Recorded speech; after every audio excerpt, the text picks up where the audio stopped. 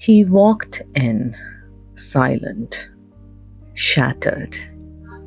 Today, he walks forward, not whole, but healing.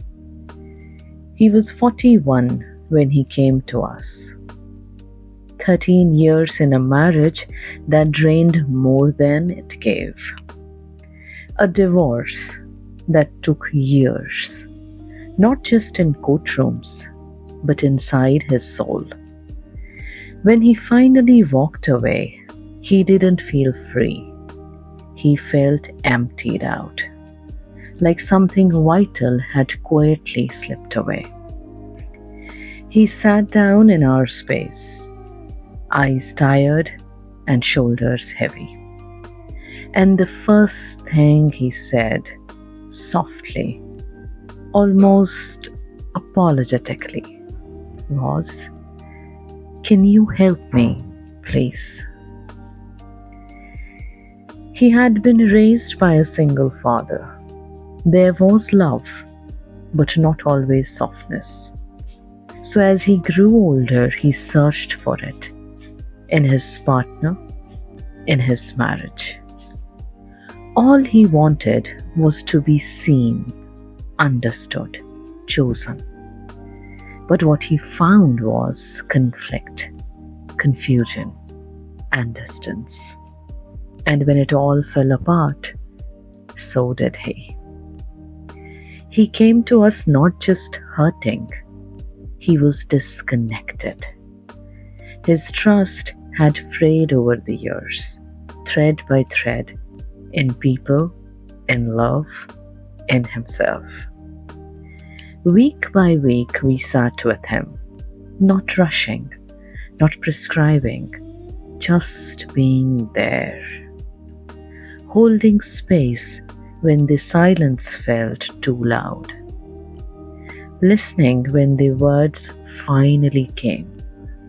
In the beginning, it wasn't about giving answers.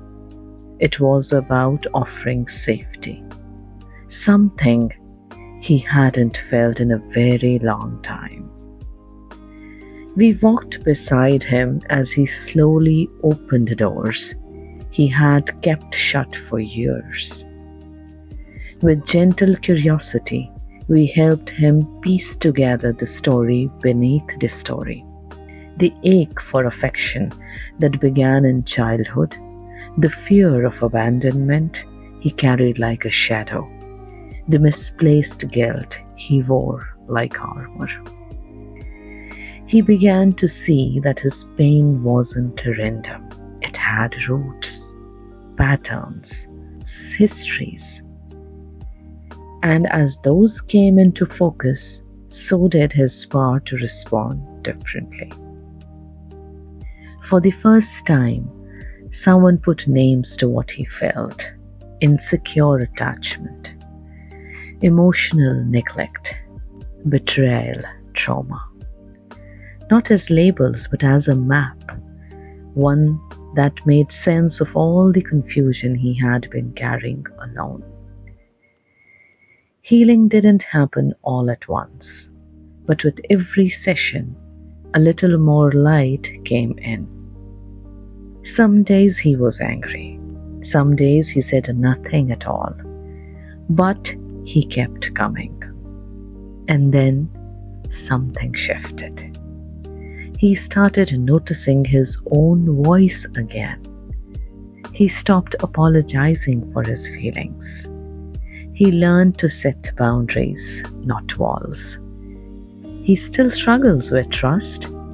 It's not an overnight cure, but now he knows why. And more importantly, he knows it's okay to take time. Today he lives on his own. He's not rushing to rebuild.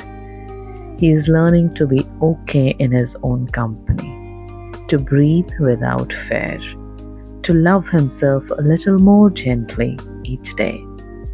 He's not the same man who walked through our doors. He's still healing, but now he believes healing is possible.